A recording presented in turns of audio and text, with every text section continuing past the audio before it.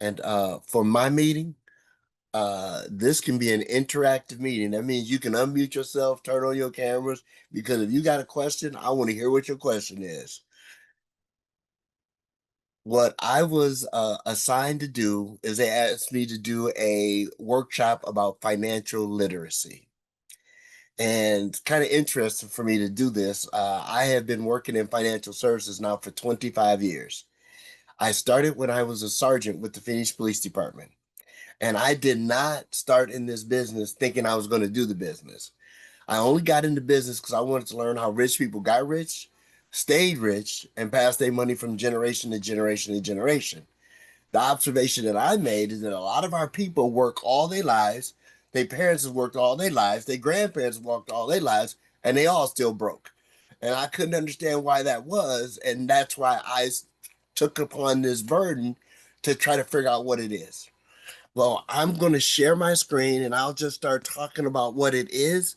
And I'm going to do it from a very generic type of point of view.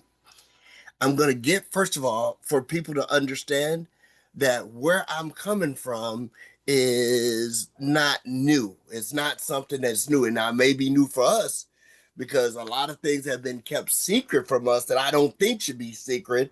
But we're going to start off with this. And I start almost all my meetings off with this when I'm meeting with new people, just to give myself and my business some credibility. I first ask this question. Uh, who on here has heard of Primerica before? Let's start off with that.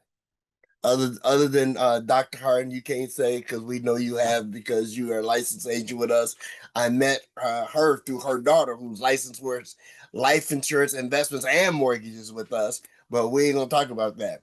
Who on here has heard of Primerica before? I have. I heard I have. The person says I have. How did you hear about us? Oh wow, it was a long time ago. And I was just looking to start a small business, and so I wanted to be um somewhere, it was a part-time job, it was financial. I had kids, it was a good thing to do. I went through a couple of seminars. So I didn't go through with it, but I heard of it. So I'm gonna be quiet with that part because I keep talking. Do you want to find out that most people that have heard of us have a very similar story? Now, when I get people, and most people have never heard of us, so I ask people to do this. I want people to ask themselves this question. Everybody on here, you can give me an answer if you think you know the answer. Which company in North America has the most seven-figure income earners? Which company in North America do you think has the most people that make $1 million a year or more? And yes, Miss Carla, you can answer that question as well. And Dr. Harden, you're the only person that cannot answer that question. What companies would you guys come up with?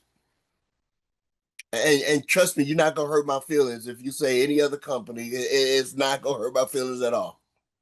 Okay, so that leads me to believe it's Primerica. I don't want you to say Primerica because if you had not known I was talking about Primerica and doing a presentation for it, which company would you have come up with? What company would you say Okay. is? Um, mm, I don't know. Well, I want you to do that on your phone. Ask your phone that question. Which company in North America has the most seven-figure income earners? Now, I do this for a bunch of different reasons. The simplest is most people have never heard of us. So when I started talking about all this stuff, they're like, how do you know this? And how do you know that? I want people to see that there's something out there that's a big deal that has been kept secret from us. And it ain't just been kept secret from us on purpose, it's the way that it's kept secret. Like I always mess with people and say, if you want to keep a secret from our people, put it in a book. And our company is in lots of books that we just don't read. And I'm gonna make that point in just a second. So somebody who's quick with the fingers, tell me. No, I'm gonna ask Dorothy because she said she had heard of us before. Miss Dorothy, what company did you come up with that has the most people in North America that make seven figures or more? I don't know about a company, but I generate a bank. Anyone who's in the bank industry. I want you to Google the question. Which company in North America has the In North most America, seven-figure income? income. Miss Carla, which one did you get? Primerica. Now, That's what now, came do you up. That's what came up when I typed in this now if you question. now if you ask the question, you put which company has the most six-figure income earners, it has like a whole list of companies. But if you put seven-figure companies, Primerica comes up by itself. And it has a quote from Forbes magazine that I like to use to make people understand that I ain't just making this up. Tell me what it says if you got the one that says that Forbes recently announced. Tell me what that says. Okay. Let me see. Let me go to the okay. It was recently announced by Forbes magazine that our business Primerica has produced more six and seven-figure earners than any other business in the history of North American business. With all the More different opportunities out there, wouldn't you agree that increasing your chances at success and wealth is worth considering? When I first heard that, it messed me up. Because first of all, had anybody on here ever heard that there was one company that has more people with six and seven figure incomes than any other company in North American business history? Did anybody even know that that was possible? So we got that out the way first. So I want to make sure y'all know that I'm not just making this up. And what messes me up about that is just understanding that we have been not taught something that I think is important. And I'm going to go through this part first, and I'm going to do it quickly. And then I'm going to talk about money and how to accumulate money, how to keep your money, how to use your money wisely. And first is something that we need to understand. And that's the simple idea of getting paid. Most people have been taught all their life that there's only two basic, real, legitimate ways of getting paid. Let me stress that word legitimate. That's hourly or salary. Most people, if you talk to them about commissions, they're like, "Oh no, no, that's not stable. That's not good. That's not this." But then I ask this question: why would a dentist, a doctor, a lawyer, a hairstylist, even go to school for years, spend thousands of dollars in education costs, only to earn commission for service for the rest of their lives?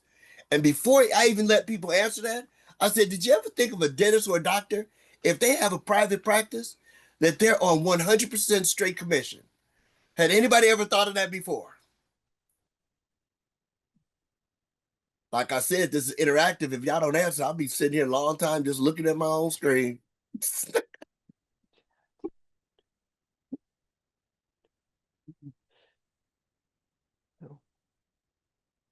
Oh, Dr. Hart, I So, see Mr. you. Garrett, right. Okay. Well, I'm not going to answer your question, but I want to one apologize for not being at the top of the hour right at 1 o'clock. Okay. Segueing from another meeting, but I do want to preface our talk about why is the NAACP doing a presentation on finances, Right. and the reason we're doing this, and you might have already covered it before I got over here, is that most people know that one of the missions of the NAACP is economic empowerment, right? Right. So the reason Right. we're talking about money is because the NAACP recognizes the income inequality that exists in the United States. Garrett Right. just hit on one of those, is that Yes. sometimes we don't know what we don't know. And also we have an initiative in the NAACP saying, don't sell Big Mama's house. That's coming That's down right. the line, which That's right. deals with generational wealth. And Yes. so our branch, what we're going to be trying to do is talk about financial literacy, financial planning, how to make your money work for you. And some of this information many of you on the call already know. Hopefully there's some tips that you might gain. And the most important thing is for the sophisticated learners, people on here and people like Carla, who's got several million, is to, if there's any new information, then the main objective is passing this information down, right? So that helping our young folks in the community understand while they are maybe starting their first job or while they're young, this is the best time to understand how to make your money work for you. So anyway, this talk is in direct alignment with the mission of the NAACP. Also, when we look at the fact that I believe it's something like 56% of African Americans graduate from college with high levels of student loan debt. That's right. That's right. So if we learn how to manage our money and how to invest our money, and there is a program called Earn to Learn, which we'll be talking about, I think that's August's presentation, where if the students save a certain amount of money, there's a program that matches their savings 3-to-1. So our purpose here is to help us shrink that wealth gap and help our folks understand. And like I said, there's a lot of sophisticated people on the call that already know a lot of this information, but maybe our purpose here is to gain any new information and pass it on to those that are coming behind us. So thank you, Garron, for presenting this information. And also thank you everybody else for being on the call. Okay. So. Well, one of the things that I do, Dr. Harden, when I'm teaching this is let everybody know that there's no one age group that needs this. And actually, if we're going to teach our children's children how to be financially independent, our grandparents need to know, our parents need to know, and our children need to know. So when I'm teaching this information, I always make the same caveat. I say, this may not be for you, but it may be for everybody else that you know. So I'm going through this, and I'm going to go through this, and this is me personally. When I started in the business, I was a sergeant in the Phoenix Police Department. My bachelor's of science was in physiology. I did a year of medical school. I had a real estate license. I was a professional photographer. This idea of getting paid, I did not learn until I was in my 40s. And I was like, everybody should have known this. So I'm going to go over this information. The reason I had everybody Google which company in North America has the most 7-figure income earners, because I want to make sure that everybody understands that what I'm going to go over is not theoretical. It's not what should happen. It's not what could happen. It's what's already happening, and that we a lot of times are behind. And that's why I bring people up to speed with this. And I start off with this idea of commissions because of this idea. Most people are afraid of commissions because they think commissions equals sales. And most people are turned off by sales. So I said, why would a dentist, a doctor, a lawyer go to school for 8 to 12 years, invest $150,000 to $500,000 in education costs, and a lot of that turns into student loan debt? Why would they do that just to earn commission for service for the rest of their life? And if they're private practice, most people don't even understand that they're 100% straight commission. Let me just make this point. If you go see your dentist and your teeth are fine, you may not even get to see a dentist. A dental hygienist will clean your teeth and get you out. But if you go see your dentist and your mouth is all jacked up, you got chipped teeth, crooked teeth, and cavities, do you think the dentist only sees a jacked up mouth? Or do they see their house payment, their car payment, the children's college education fund, their next vacation? Because they know the more service they do in your mouth, the more money they make. Who would agree with that? I got one head shaking up and down. I got one more per. Yep. Okay, good. Yeah, Next, I talk about my favorite source of income called override income. Now, most people haven't heard of it as override income, so I give a short definition first, and then I'll explain it. Override income is simply put is the money that you earn based on the efforts of other people. I always use business owners for this because it makes it simple for people to understand. If you're a business owner and your business provides a product or a service, you have income that comes in from that product or service.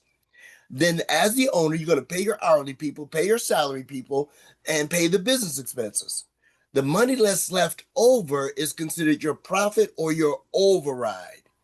I always ask people this question because they never think of it. Most people are trying to climb the corporate ladder. Very few of us have thought about the idea of owning the corporate ladder. I say, so if you had a choice, would you want to be the best paid hourly person, the best paid salary person, or would you want to get paid override income like the owner? So far, I got a 100% success ratio of everybody saying, I want to be paid like the owner because no one has ever explained it to them like that. Next, I talk about bonuses. Most people that work in a private organization, they'll give you a bonus. The bonus is usually once a year and it usually comes at the end of the year. And just the way our calendar is set up, most people receive that bonus between Thanksgiving and Christmas. And because most people receive their bonus between Thanksgiving and Christmas, I call that the turkey bonus. You get it just in time to buy your turkey dinner, your Thanksgiving dinner, your Christmas dinner, that kind of thing. But when I want people to think about bonuses, I want them to think about the kind of bonuses that professional athletes receive. Now, normally I was using, for the last couple of years, I was using the Kansas City Chiefs because they won the Super Bowl 2 years in a row and everybody knew who they was. Well, last year Philadelphia beat them, so I can't use them anymore. So when Philly won their first set of their division, everybody on their team got a bonus. When they won the first set of playoff games, everybody on the team got a bonus. When they won the Super Bowl, everybody on their team, including the people that sat on the bench and never even touched the game ball, they all got a big ring and a bonus. So when I'm talking to people about our business, I say, well, we're not allowed to get a bonus based on games that we play, but we are allowed to put ourselves in a position where we can bonus every single month based on the production of our team. Now, everybody on here, hypothetical again, you are interviewing for a company. The company says they love you. They love you so much they're going to give you a choice. You can get that once a year turkey bonus like everybody receives, or you could get a bonus every single month based on the production of your team. Now, y'all tell me, which way would y'all have decided to receive your bonus? The once a year bonus, or would you want that bonus every single month based on the production of your team?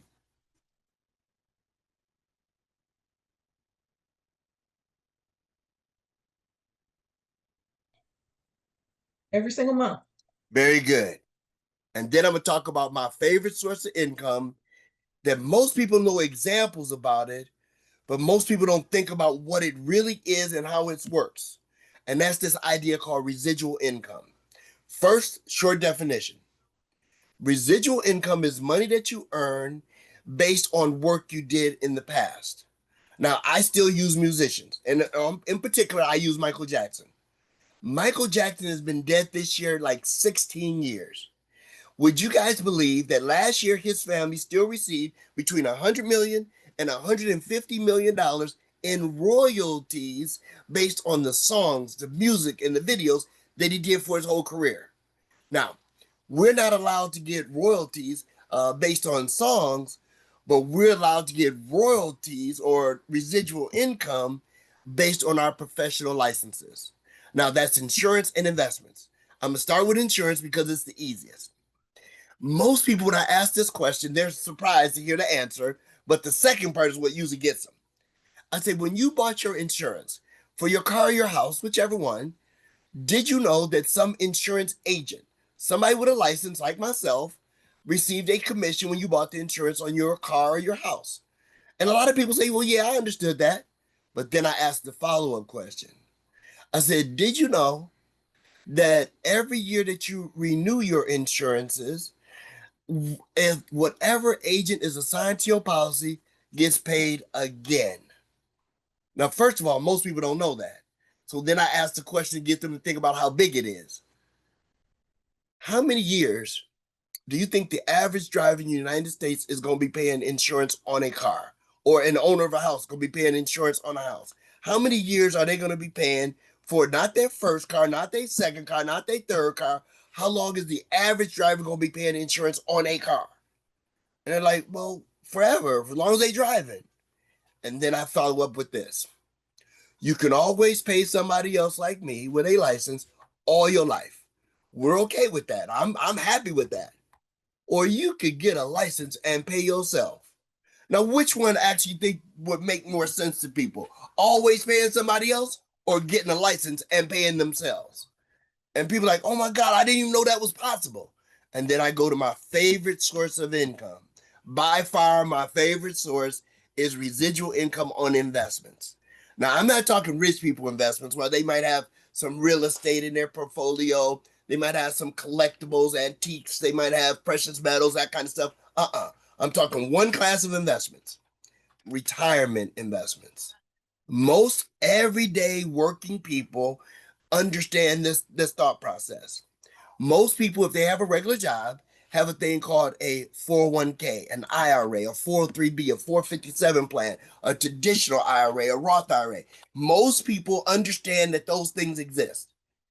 Did you know that every time you put $1 into one of those plans, some licensed agent, somebody like myself, gets 2 or 3 cents for every dollar you put in that plan?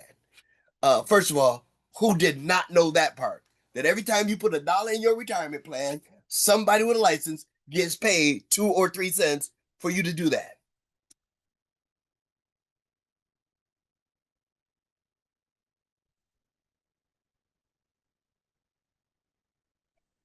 I knew there had to be a benefit to someone who you would meet with or who you would talk to. So Now, how about this part though? How many years do you think the average worker is going to be putting money into some type of retirement plan? The average worker put money into a retirement plan. How many years do you think that's going to happen?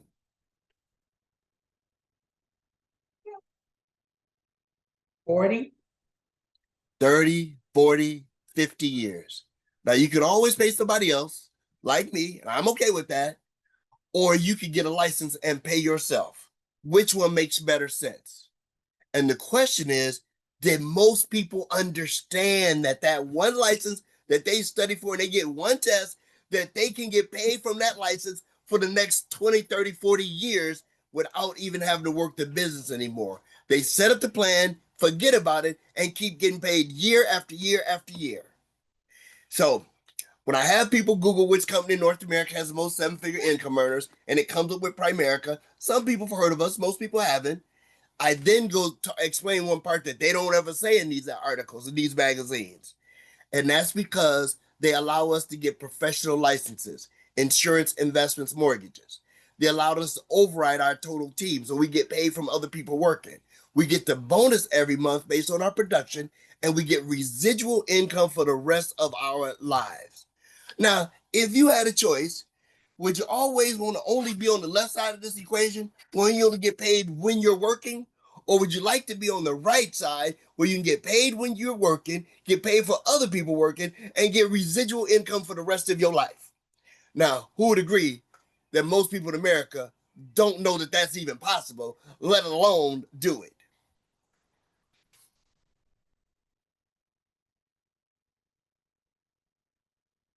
I didn't know it was possible. Most people don't. Okay, so I went over the getting paid part first, and now I'm gonna talk about what Primerica does.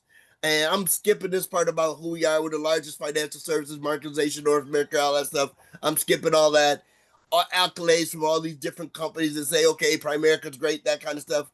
I'm gonna go into the basic stuff that the company does. And I'm gonna start with this idea of most people that heard of us, and I think it was one person that said that they heard of us before, but this idea of us being what type of company. Most people that know our company call us an insurance company. When people ask me what we do, I like to say we're like the Amazon of financial services. You know how you can go to Amazon and buy almost anything from anywhere?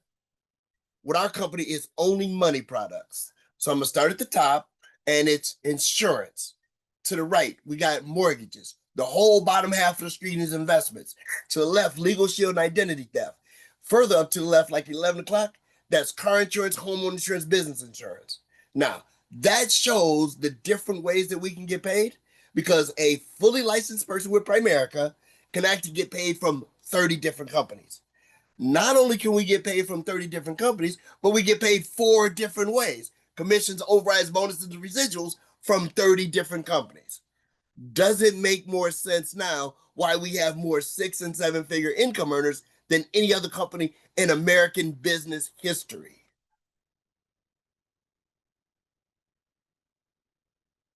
Okay, I got to get at least one person to say that that makes sense. I'm just waiting. Let me see if I got anybody awake. think it makes sense. It makes sense. I'm with you. That's all I need to hear. Okay, I'm moving on. Okay, now I'm gonna show you what it is. And this is actually the problem with most people with finances. So this is a financial literacy seminar, is what Dr. Harden asked me to do. The problem that most people have is they don't have a comprehensive plan. Every time they get a paycheck, there's no instruction with their paycheck, but there's all kind of things that need to be paid. If you look at one of these different areas, there's mortgages, there's credit cards, installment loans, mutual funds, there's 401k plans, there's bank accounts, insurances. Do you think your insurance company is talking to your mutual fund company? Do you think your mutual fund company is talking to your credit card company? Most people are doing all these things in isolation. They're not work together. The brilliance behind what I'm going to show you is that what we do as a company is that we help people put together a confidential, complimentary program that handles all these things. So instead of them doing one thing and trying to figure out how the other thing works, they all work together. That's what we call our financial needs analysis, or our F&A. And that's the cornerstone of our business. And I'm going to start with this simple concept. And that's the idea of the theory of decreasing responsibility. I'm skipping all this stuff. We don't need all that. I'm talking with this one. This one theory explains how we put together a comprehensive program. The theory of decreasing responsibility says something very simple. It says when we talk to most people, they already have a financial situation. If they're young and they have young children, they probably have debt. They may have a mortgage. They may have other debts. Now, on this diagram, the green line represents financial responsibility. The blue line represents assets, cash, money. Who would agree that when most people are young and they got young children, they ain't got a lot of assets, but they got a lot of financial responsibility? Who would agree with that?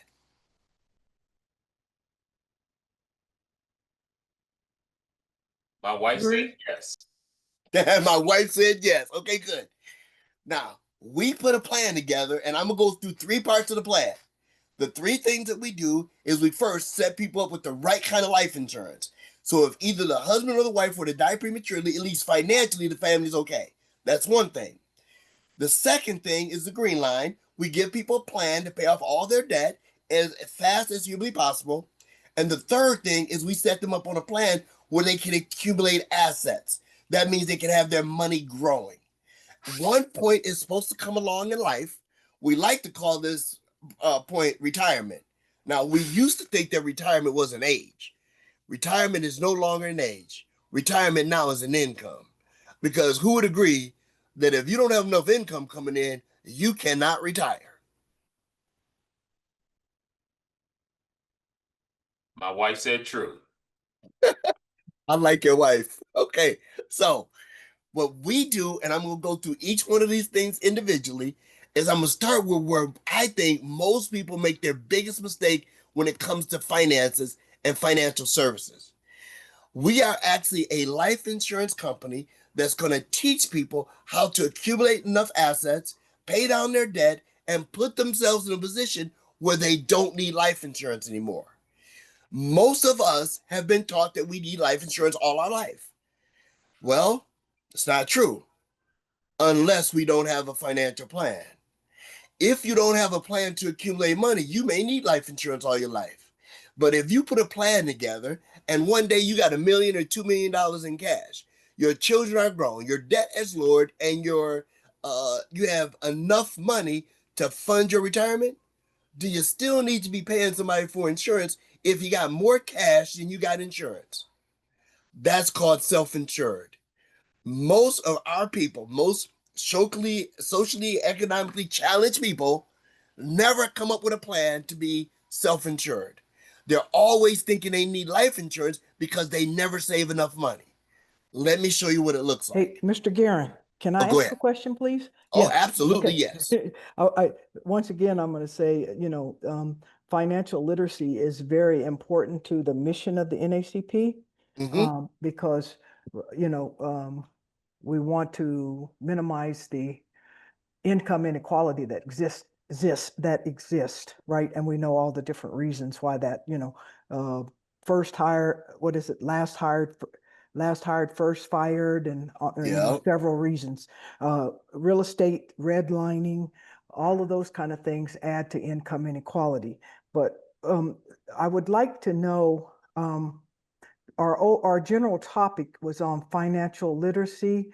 And so let me ask, to make it more targeted, does anyone in the audience have comments or questions? Maybe we want to see why did you take time to join the call, which is great and we appreciate. So we want to make sure we satisfy maybe some of the thoughts or the questions that each one of you might have about finances. So is there anyone that has a comment or a question about the finance in general? How does interest work? Um, you know, credit card debt, any kind of questions or comments. And those of you that have been successful, maybe add to the conversation of how you were successful investing your money. So we'd like to have some more dialogue. So Princess, I see your hand is up. Comment or a question for our financial expert, Mr. Garron. Just a couple of comments, and this has been great information. And I just wanted to share that, it's a no-brainer, but learning about financial literacy is the first step to financial independence. And the reason I mention financial independence is because it increases your power in terms of challenging social systems, because you're not dependent on a job or income. So you can make a bigger impact if you can achieve financial independence, beyond financial literacy. And then the second thing I wanted to share is just in a required course for all college and university students, there's the class that I teach, there's a segment on financial literacy. And I just want to share that when I ask the question of the classrooms, it's usually only one person that feels like their parents even talk about money. And at the end of the courses, when I ask which segment was the most helpful, about half of them say the financial literacy piece. So I just wanted to share that. Yeah. Okay. Thanks. Did anyone else have any success stories or questions about finance? I know my biggest wakeness later on in life was how much the interest. Thank you, Princess. That was helpful. You touched on something which I actually, the financial independence.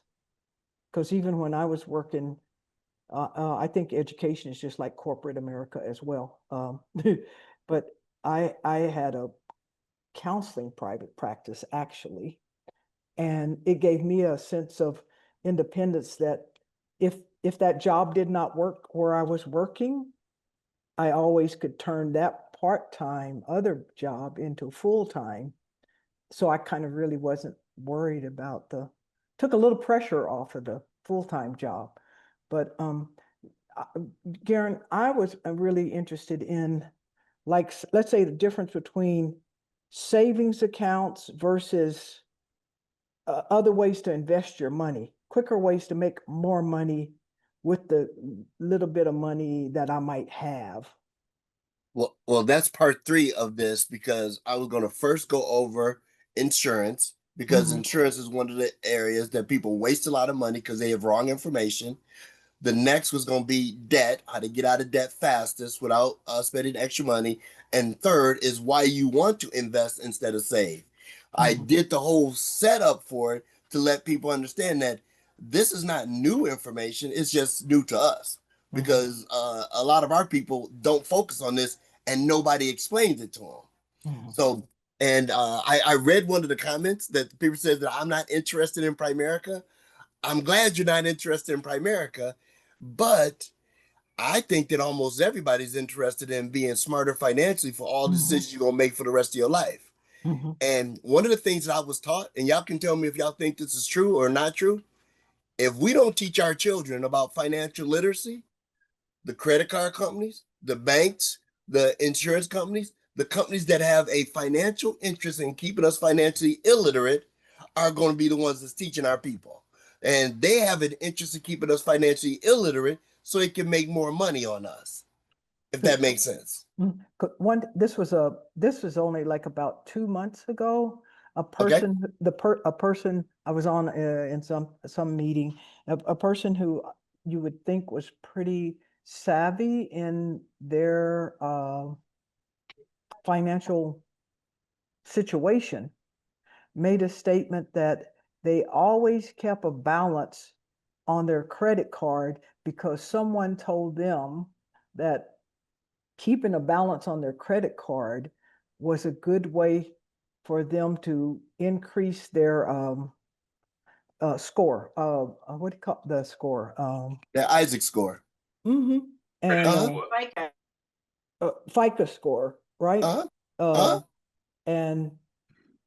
And then I'm like, but do you understand what kind of percentage are you paying on a credit card, right? So some of that kind of misinformation that's out there, I don't know if you've ever heard anything like that before. I've heard all that stuff and more. But if you want me to, I'll go to targeted stuff. But I wanted to hit the three major areas that I think people make a mistake in. One is insurance, two is debt, and the third one's investing. That's what I was gonna do. Okay. Okay, so the first part of misinformation is people have been taught that they need life insurance all their life. So they buy these kind of life insurance policies that have an investment attached to it. Life insurance and investment, they call it cash value life insurance. So what we do is we teach people how to separate those things by pure insurance, pay less money, invest their extra money for themselves. The result is they're going to have more insurance and more money. So I'm going to use this example on here where it has an index universal life insurance policy. Right now, that is the sophisticated person's way to buy life insurance. People that have degrees and people that are professionals, this is the thing that the insurance agencies are teaching them, because they're teaching them it's life insurance and it's investment, but it's all bundled together. Look at the example. We got a husband and wife, both 35 years old. They both have $250,000 worth of life insurance. They have no life insurance coverage whatsoever on their minor children. They're spending $251 a month for this type of insurance. Now, if they keep this plan for the next 30 years, they will have $127,000 that they can borrow against, and they have $250,000 with life insurance. If somebody was to unbundle these things, buy pure life insurance, the same $250,000 on John, the same $250,000 on Mary, would now be $88 a month. That would free up $163 a month for them. If they keep paying this 251 for the next 30 years, just like they would have on the left, they would have $300,000 in cash. Now, let's fast forward to age 65. Which position would you want to be in? You be in a position where you have 127,000 that you can borrow against, or have $300,000 in cash?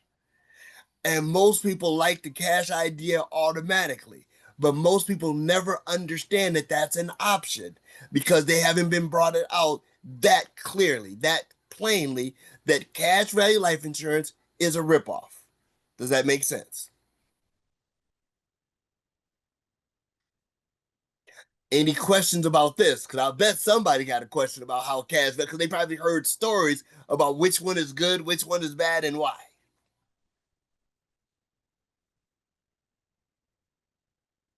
Why is the cash value only $127,000?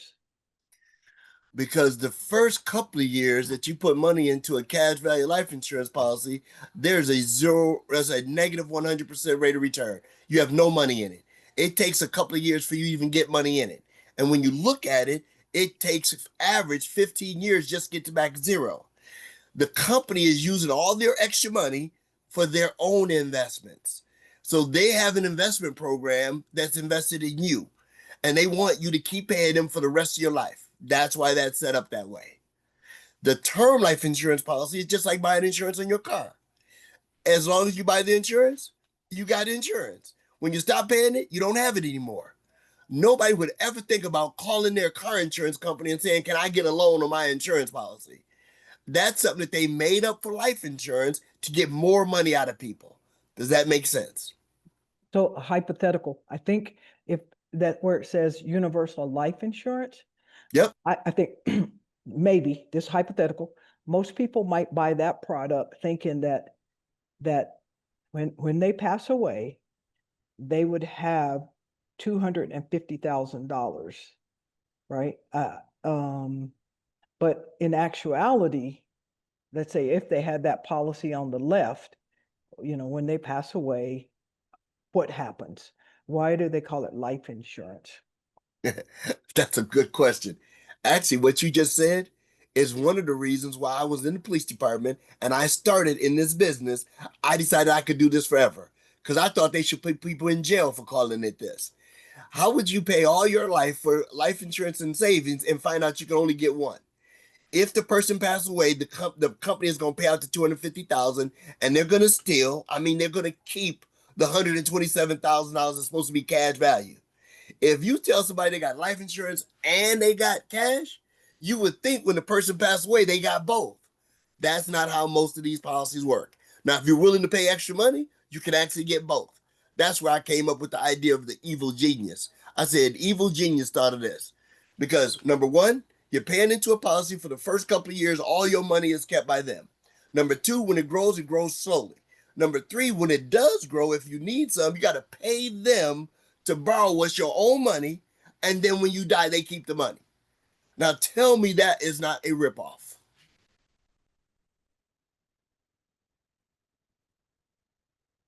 So if you asking me why somebody would buy it, that's the reason I've been in business for 25 years is to show people what that works and how it works. And when I show people on paper, I have about an 85% conversion ratio. And usually the people that don't convert is because it's too late. They've waited and they've gotten older. They got diabetes, they done had cancer, they had a stroke, they got some kind of medical condition that prevents them from switching from one to the other.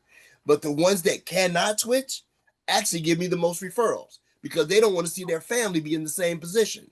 That's why when you said about young people learning this, I want older people to learn this as well so they can teach their children not to make a 35-year mistake, if that makes sense. Quick, Okay, Oh, go ahead. oh, hi there. this is my wife. Yeah, hi. I just wanted to ask a quick question. Yes, ma'am. So, yeah, because maybe I've gotten duped. I don't know, but okay. So when my husband who's here, he was working for the VA.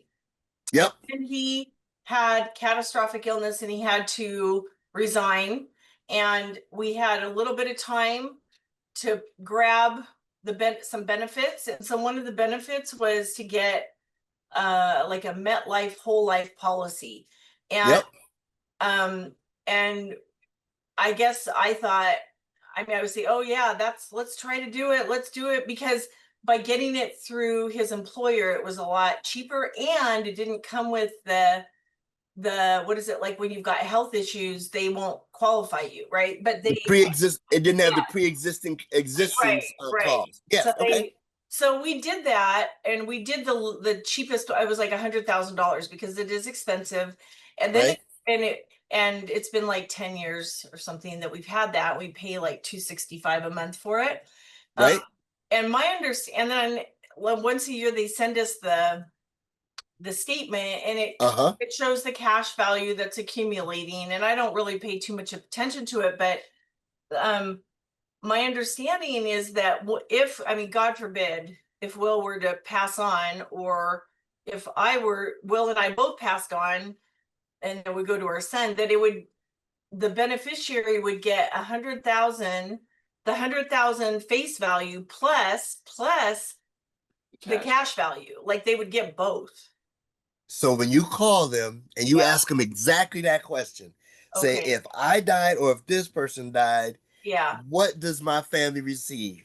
And Okay. if they're going to start giving a whole bunch of explanation about how the cash value is part of the payout, but the total is only going to be 100,000. They're not going to give you both. They're going to give you one or the other. Oh God. Okay. Okay. Thank you for that tip. I will call them because we did meet with them in their offices when we first took out the policy, and we were in a time frame to be able to do it because he had, and my understanding was we would get both. So thank you for that. I will call to clarify because maybe I'm not understanding. See, no, she thought we was rich. No, and that ain't gonna happen. no. I know that. That's one thing I know we're not. But but I did think that upon death, the beneficiary would get both. So they pitched it as not only a life full life, but also a savings instrument. So okay, thank you. I don't want to hog up the time. I would just no, I want you, like I said, this is supposed to be interactive. So I want you to ask questions because these are questions that we should be asking, but our people don't even know to ask. Yeah. There are 9 different types of life insurance. 9 different types. Do you think that the average person knows what the 9 types are? Just 2 of the 9 types. Well, and the 2 that you just talked about, there's 4 different types of term policies, and there's 5 different types of cash value policies. The whole life one is the one that messed me up. It's the one that made me absolutely crazy. And actually, I have a short thing that I'm going to show you about how that thing works. And because nobody else asked any questions, I'm going to show you exactly what I teach people about how it works. And the first time I saw it, I said, you got to be kidding me. It can't be that simple. It really is. And like I said, I was a sergeant with the police department, so I thought I was going to put these people in jail for selling this stuff. But I have a little diagram that I use to talk to people about it. And I'm going to ask you what you think about it when I show you this diagram. Let me see if I'm smart enough to get this thing to work first. Okay, here we go. And one of the things that he told you, which is the truth, is that when you have medical issues, you have medical problems, there are what they call pre-existing conditions. And if you have pre-existing conditions, a lot of times they will not insure you at all. So you wanted to get that policy before the pre-existing conditions kicked in. Right. Well, unfortunately, you're probably going to be locked into that. But there is something that you can do that may even help you even further depending on how old you are and if you want to do something different. Let me see what do you see on your screen? Let me make sure. Say it again. Just the participants. I mean, they're all voters, but it's just participants. Okay, let me make sure that I'm sharing it. And tell me what you see now.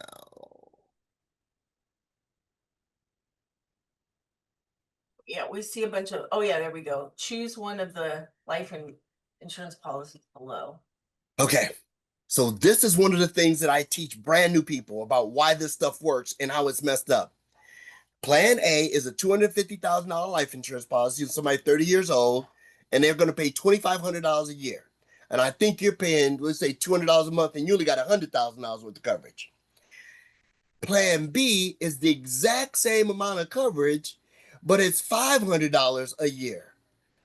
If you're given that choice, Plan A, $2,500 a year, Plan B, $500 a year for the same amount of coverage, which one would you choose? $500 a year. $500 a year, just makes sense. Well, I'm sorry. We didn't tell you the whole deal. See, Plan A is whole life.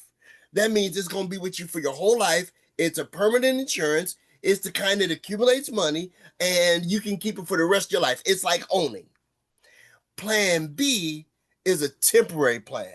That means that if you pay for it, you got it. When you stop paying for it, you don't have it anymore. It's kind of like renting. Now, if they explain it like that, Plan A is owning, Plan B is renting. Now, which one would you choose?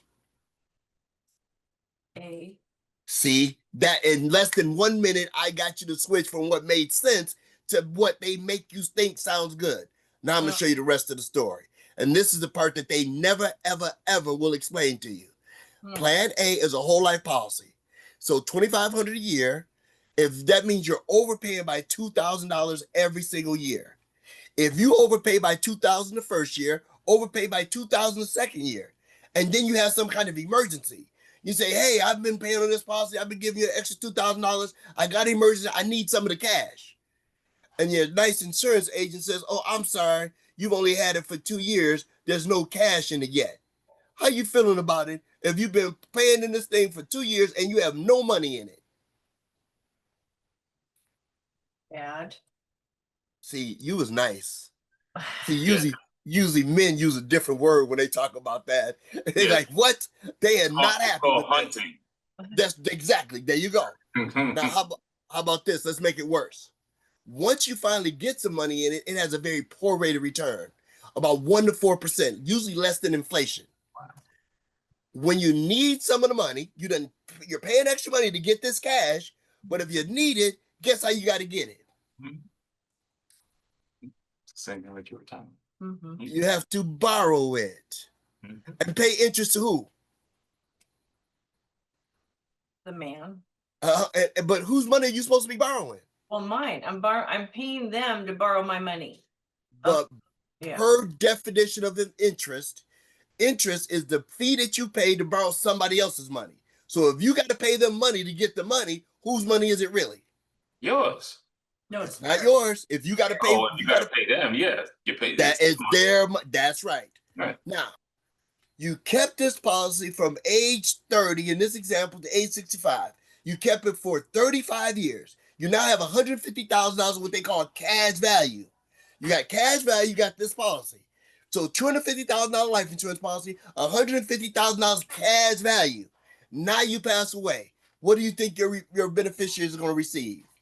$250. They keep the $150,000. No, the They only pay out the $250. So you've been paying for two things all your life, and you only ever get one. How would you feel if when you call them and they tell you, well, no matter what happens, you're always going to get the death benefit. This extra money is a benefit that you can never get. How would you feel about that? ripped off. That's why I called it a ripoff. Now, let me show you what I do. And this is at the cornerstone of why I started in the business. I didn't start in the business because I wanted to help people with life insurance and investments, all that stuff. I got involved in the business because I wanted to learn how rich people got rich, stayed rich, and passed their money from generation to generation. So now, $500 a year have the exact same amount of life insurance. That frees up $2,000 for you every single year. If you put this $2,000 in an average performing Roth IRA, if you only got a 10% rate of return, that money is invested immediately. You don't have to wait 2 years for the money to be invested. It's invested right now. The rate of return we're going to go for is 10 to 12% instead of 1 to 4. Garron, what's the maximum you can put in a Roth IRA, and is there an average return on your investment of a Roth IRA? Maximum you can put in a Roth IRA is age dependent. Okay. If you're under age 50, you can put $7,000 in it. If you're over age 50, you can put $8,000 because there's an extra $1,000 of what they call the catch-up provision. Mm-hmm. The maximum amount that you can earn on it depends on the mutual fund that you choose. I have mutual funds that have averaged 6 and 7%, and I got one that for the last 10 years has averaged over 25% rate of return. Now I have to show you that because it's not suitable for everybody. Now, and then with the Roth, can you pull it out at any time, or do you have to wait until your age? Let's say you have a Roth, using your example, what you just said. I put in $7,000 a year, and I'm getting, let's say, the 15% return on my money on the Roth. But I have an emergency. Can I pull that Roth out? Let me just make sure. It's age dependent. At your age, you can take your money out at any time. This is a hypothetical. It wasn't me, not me personally. Anybody if they're under 59, they can take it out without taxes because the money has already been taxed. But they have to pay a penalty if they're under 59 and a half. If they're over 59 and a half, they can take it out without tax and without penalty. So now let's get back to the example. Okay. If they put in $2,000 a year for 30 years and just average 10% rate of return, at age 65, they now will have $600,000. And like I said, because it's a Roth IRA, they're going to have the money tax-free. Go back to the example. They got life insurance that they've been paying for, and they've been paying for it for 35 years. Let me see my thing. Yep. They've been paying for it for 35 years. They got 600 grand in their investment account, and they have 250,000 life insurance. Now, if that person passes away, what is their family going to receive?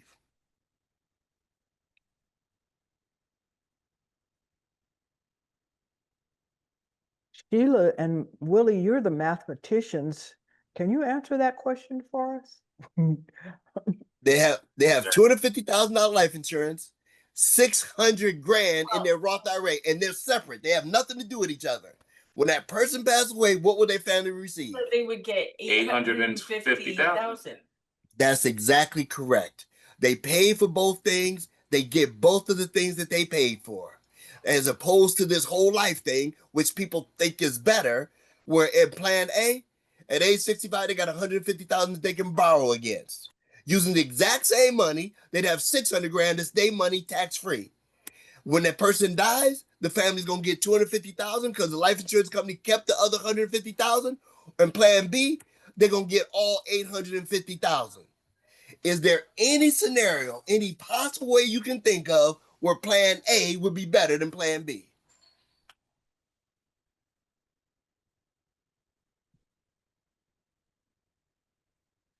Now, we talk about intergenerational wealth. This is intergenerational ripoff. Because if you got a family that's been paying for life insurance for 20, 30, 40 years, and the company keeps all their savings, as opposed to them having an investment account for the same 20, 30, 40 years, and they could be millionaires, do you understand why I call this the biggest ripoff to the average American family?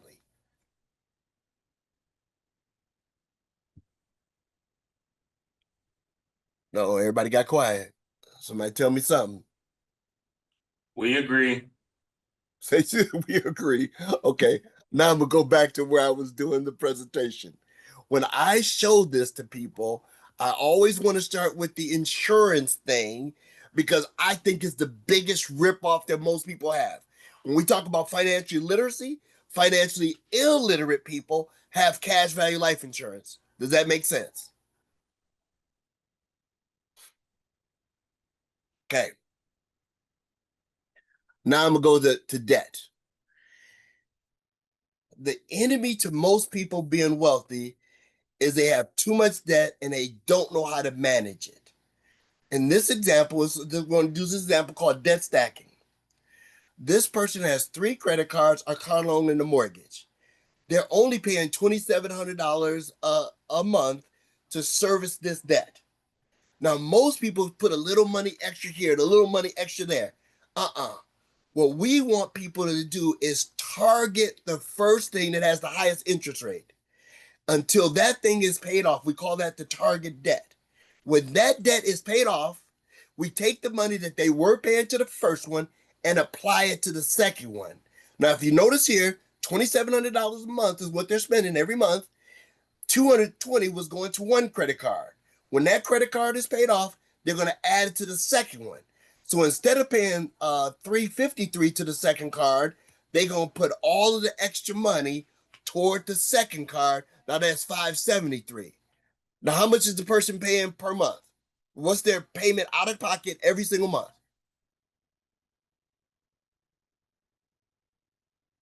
Okay, if y'all answer, y'all muted. I can't hear you. Sheila said, Well, I don't think we see. wait, we don't see the slide. I don't think. Yeah, I don't think. Let me stop the share and start again. Every now and then I get ahead of myself and I'd be all excited and it'd be moving. I'd be jumping back and forth from these things. And for me, they're easy. They just jump in when I do it. Okay, I'm gonna go back one. So can y'all see the slide now? Yes. Okay. The person is paying $220 a month for their first card, and they're paying all the rest of the stuff. Once that first card is paid off, we want them to keep paying the minimums on everything else, but take the money that they were paying on the first card and apply it to the second card. So now they pay $573 on that second card. Now, what's the total amount that's going out of pocket every month? Same amount. Same amount. The amount hasn't changed. Every time we do it, we have them have the same amount of money coming out every month, but we're targeting one of the debts until the only debt that they're paying is their mortgage. Now they're going to pay a total of $2,700 on their mortgage. By doing just a debt stacking program, a simple program, no extra money comes out of their pocket. Instead of them paying for 23 years and costing them $214,000 in interest, by doing a simple debt stacking plan, we're going to get them out of debt in 9 years. We're going to save them $130,000.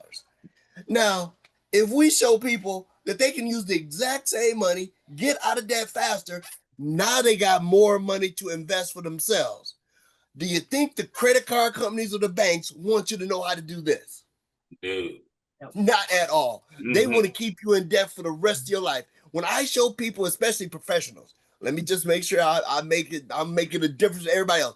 Professionals usually have the largest debt that there is because not only do they have a mortgage, they have a student loan debt. And how long do you think the average professionals be paying on these student loan debts? 20, 30 years they be paying on them. So I show them how to take the money that they were paying on debt, and now once I get them completely debt free, now they got more money to invest. If they just took this $2,700 and did it until they were age 27, now they got $2.4 million in cash. Which one do you think is better for them? Paying for the next 23 years, paying $200,000, or getting out of debt faster and putting the money toward their investments so they can become financially independent faster? Yeah. One thing I was going to say, you did a great job in putting all that stuff in order. The only thing that's missing from it is I would put the interest rates on it so people can make the connection on why the priority is there that way. Oh yeah. Now I'm gonna put the interest rates on, but I'm gonna do it in this one. I'm gonna talk about interest rates on this thing called the rule of 72. Okay. And this is my favorite thing to talk about. And a lot of times that's all I want to talk about is the interest rates because it's so important. So have you guys ever heard of this idea called compound interest? Oh, yeah. Yep. Yep. Okay, good. Albert Einstein said compound interest is the most powerful force in the universe. And he explains this is what compound interest is. When you invest money and your money earns interest, then you reinvest your money plus the interest and you get interest again. You reinvest your money plus the interest, you get interest again. That's compound interest. This is the statement that I think every person that is got a dollar that's making money anywhere needs to know. Albert Einstein says that people that understand compound interest, they earn it. People that don't understand compound interest, they pay it. Now, which one do you think most of our people do? Are they earning compound interest or are they paying it? Paying it. They paying it. Now, I'm going to give an example to show you how strong it is, and then you can put whatever interest rates in so you can understand it. If the rule of 72 says, take whatever interest rate that you're receiving, divide that interest rate into the number 72. The resultant, the number that comes out, tells you how many years it will take your money to double. So if you're earning 3% interest, 3 goes into 72 24 times, that means it would take your money 24 years to double. So if you got $10,000 in the bank account and you leave it there for 24 years, you got $20,000.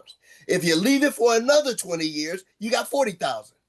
Now, would you guys agree that $40,000 is not wealthy today, and it definitely will not be wealthy 48 years from now? Definitely not.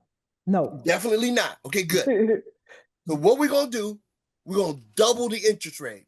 We're going to go from 3% to 6%. The same $10,000, and we're going to go from 3% to 6%. How much money do you think that'll be after 48 years if we double the interest rate?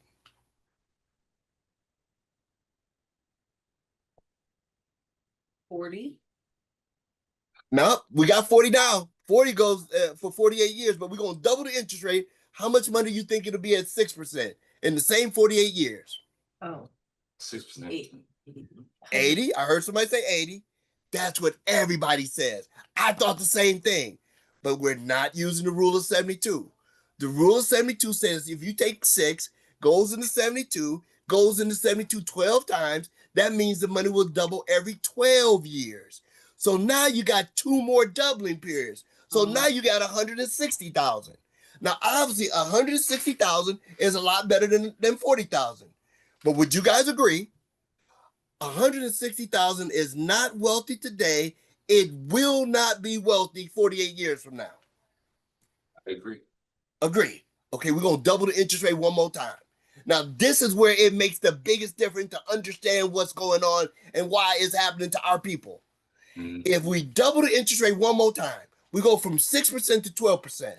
That same $10,000, the same 48 years, how much money will we have after 48 years if we double the interest rate one more time and go from 6% to 12%? Now it just doubles every 6 months. So how much money would it be? A lot. Tell me what a lot is. like $1 million, maybe? $1 million? Good guess. I think it's William, how about you? I think it's over $1 million. Over $1 million. Over $1 million is a good guess. Watch this.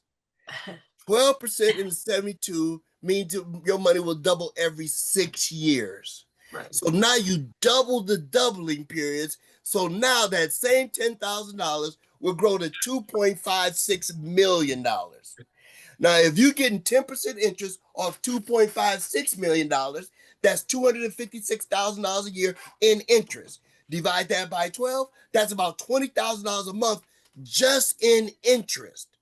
Now, this is where it comes, this is why it's important. Most people that got a bank account are getting somewhere like 3 to 6% rate of return. If So I can show you, Garron, let me ask a question. Okay, go ahead. In terms of simple, is this a correct way to understand this rule of 72? Like with the example of the 12% interest rate right there, you spoke about a mutual fund that you have that might be getting around 12% interest. So are we saying, what we're saying, take your money and put it in like a similar mutual fund like you were explaining, and if that mutual fund is earning 12% interest, then you're going to end up after several years with the $2,560,000. Not only am I saying that, I want to say it even clearer. Right. Okay. If you have your money in a bank and you're averaging 3, 4, 5% at the bank, but I can get you into a mutual fund that averages more like 12%. Because right now, what interest rate are people paying on their credit cards? Like 17%, I think maybe. So the bank is paying us like 3%, but they charging us like the 12% and higher. If we can get people out of 3% accounts and get them in accounts that's more like 12%, do you think that's going to be a little bit of difference over time, or is that going to be a huge difference over time? Huge. But this is the question. Almost everybody on here didn't have a bank account before. Has the bank ever explained this to you? Nope. Has a credit card said, hey, you paying us 24%. If we can get you to pay this off faster, and that money that you were paying us, you paid it for yourself, you could be rich. Has the bank or the credit card companies ever said that to us? See, we laughing, but it's the truth. Because most people don't understand this. So there's questions that we ask, and these are the questions. I'm showing the rule of 72. There's other financial rules that I can teach. I try to use the basic ones when I'm first talking to people. How do you win the game of money if you don't know the rules? You don't. So you can't. You can't win it. And I'm sorry. I'm sorry for keep cutting in, Garron. That's okay. But I think what's going through my mind is something similar to this, is that I believe most that these are suppositions, right? So people please chime in and share, right? It seems to me like our culture, you know, as a kid, I think I heard people say to me, get a savings account, get a savings account, get a savings account. Okay. So as a teenager, when I did start my little part-time job, I got a little savings account, right? Okay. So the point that I'm trying to illustrate or talk about is, and asking people's opinions, you guys' opinions, is that maybe what we're saying, what maybe the message we want to say to younger folks in our family is, learn how to buy mutual funds, learn how to put your money in properties that are going to give you more than your savings accounts. Because I'm just saying, as a teenager, if I had known that $100, $200, $300 that I was putting in a savings account when I was in high school and college, had I put that in a mutual fund, I'd be in Casablanca right now. So let me just say this. Let me say this. Or France. And I got to make sure. I got to make sure I say this. So to make sure you get it when I say this. Who do you think is more important to learn this? The young people that got 30, 40 years, or somebody who's older, they got a little bit of time? When is it more important for their money to start growing them at a faster rate? Well, everybody should know. I mean, there you go. I mean, what I'm saying, our point is, you know, the financial information is good for all of us. Yes. But where I'm coming from is that, and it's even more important for people that are older, because you ain't got as much time. If you ain't got as much time for your money to grow, you need to move it that's quicker. what you want to happen. Yeah. Okay. Okay, go ahead. But what you're saying is correct. Okay. And that's why I always say, when I'm talking to people, I says, this is important for you, but it's also more important for your children and your children's children. Because if we don't teach parents how to do this, who's going to teach their children? Who's going to teach their grandchildren? Guys. It's worse than that. The banks are going to try to always have you in that high interest savings account at 3%, but then they're making 12 to 14% on your money. But what bank account is giving 3%? I don't know. There's a bunch of them out there that's 3%. Okay. Oh yeah, you can get a bunch of them that's doing. And I actually had somebody say, "Oh yeah, I got this high interest savings account, blah blah," and they were talking about 3%. And you know I had to do this. Okay, so I'm gonna apologize because first of all, let me just say this: as a securities license representative, I'm supposed to make sure that everybody understands that every investment is not good for everybody. That there's different investment accounts that are good for people at different times. Just a second, let me pull this up real quick. And I always like to do this because, especially for people that are saying, "Well, I'm doing my own investments and I'm getting 8% or 9% or 10%." I like to do this. I'm just because I'm mean like that. I must admit. Okay. So when you think about how the rule of 72 works, it gets even more important for people to understand that this is not something that we're making up. Benjamin Franklin talked about the rule of 72. When people are talking about this stuff and about why it works, most people are not thinking about the fact that it can work for them the same way. Most people can tell you the words to their favorite song, but they can't tell you what the difference between a mutual fund is and a mutual friend. Most people nobody has ever talked to them about why this stuff is so important. Does that make sense? Okay, just a second. There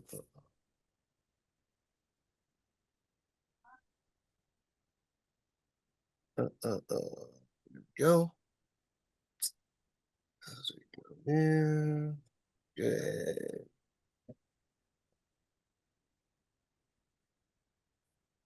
Oh crap, it's giving me different stuff. Well, let's do this while I'm looking for this.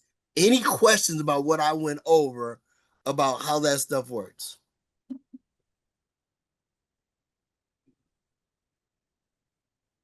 So we have probably about 5 more minutes because this was like money. I mean, I think the money is very important and it's still critical for us to try to learn about it as much as we can so we can help people build independence, right? And that independence is powerful. And I think that's what Princess was saying.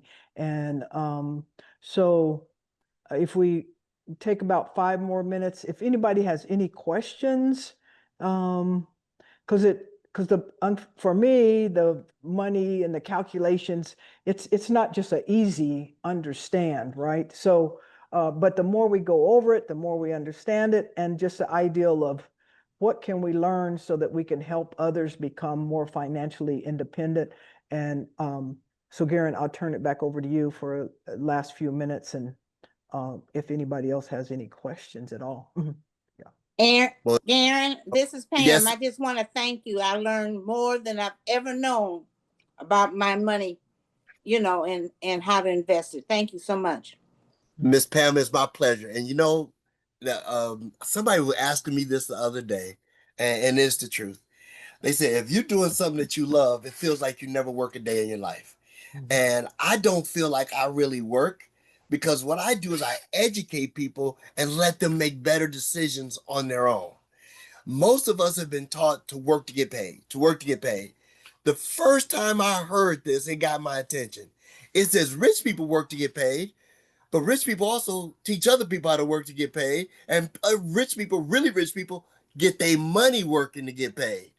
Now, if you had a choice, would you only be the person that always has to work to get paid? Or would you want to learn how to get other people working and get your money working so you have 3 separate sources of income? Or do you always want to be the workhorse? Man, I only had to hear Show that other slide you were pulling up, Garron. You were getting ready to pull up, and I interrupted you. I'm sorry. Oh, well, so now you want to see that? She said, I saw that. Yeah, Like, you piqued our interest, right? And I think I'm like you. I'm excited about learning how to make your money work for you. I just wish I had learned it long time ago rather than the little tiny bit I know now. And what I'm saying though is I believe it's important in every stage of your life, and this is the reason why. How many years of your life are you going to use money? All of it. All of them. So you're going to use it forever. So whenever you learn it, it's good going forward. But the more people you can get that are younger, it will help them longer. That's for sure. But right now, what I'm doing is I pulled up this semiconductor fund, and I'm using Class A. That's right at the top. Class A is the type of mutual funds that I share. And we're going, it's kind of funny, but our the orange guy kind of messed us up for this last quarter. But the 1-year return Class A NAV, first of all, NAV stands for net asset value. Hey, William, if you want me to, man, I'm gonna send you this if you want me to. I will send you this stuff because it's that important. It is. The net asset value means that's how much the each share is actually worth. With sales charge means that you can buy this. If you're putting in $1 million or more, you don't have to pay a sales charge. You can get it for just the NAV. But if you're putting less than $1 million, you got to pay the sales charge. So I always get people to look at with sales charge. If you look at the 1-year return on this, the 1-year return, what's the 1-year return on this mutual fund right now? Class A. With sales charge. It says -12%. Now, it says -12 because the orange guy did some stuff recently that just made everything go down. I hope everybody understands that. But look at what the 3-year average is. What's the 3-year average? Do you see it, Miss Dr. Harden? No, I'm trying to find it. Class A, it says total return, expense ratios, and sales charges. Class A. Oh, in 5 years? With sales charge. With sales charge was 28%. For over 5 years, it was. Oh, 5 years is 28%. But what's the 10-year average? The 10-year average, I'm looking for it. 21.79. Yeah, 21, so yeah. And I think the important thing to say is, you know what I'm saying, is like, even if you have $1,000, if you have $1,000 that you could put in this and let it go for 10 years, right? You're going to get way more than if it's in your savings account. Man, I had somebody that put in $1,000, and in the first 3 months they made $200 and some dollars on it. They're like, how I make $200 on in it just for, and my other accounts ain't doing that. They got a lot more money in it. Now, if you dropped 100,000 into it, that would be 21,000 that you made this last quarter. So it multiplies by the amount that you put in, and it's not just the lump sum thing. It's doing it regularly over time. If you do it regularly over time, and let me just show y'all so y'all know I ain't making this up. And what's the minimum amount, Garron? Yeah. Question, sorry. For that Class A that you were just now showing us, what's the minimum amount of money that you could use to invest in it? Okay, there's two different scenarios. If you just put in a lump sum, you can put in $500, you get that kind of return. Just a lump sum, $500. But if you say, I want to do it regularly, you can start with $50 and put $50 a month in it. And you can put anywhere from $50 a month. If you're doing it as a Roth IRA, it can go up to $800 that you can put in it per month, and that'll still be at your $8,000 per year. And Mr. Bond, yes, ma'am. I hate to cut you off, but some of us have another call in a few minutes. But, okay. But like what I think I want to sum it up, and if anybody else has anything else to say, is my intent is, I know very little about it. I'm learning. I'm still learning. I'm very, very, very much learning. But I think one myth out there for folks in my ethnic group, we think we have to have lots of money in order to make money. Okay. And you've been giving us some very highbrow, excellent information, right? But one of the simple things that I think I learned, is that you don't have to have lots of money to have the money make money for you.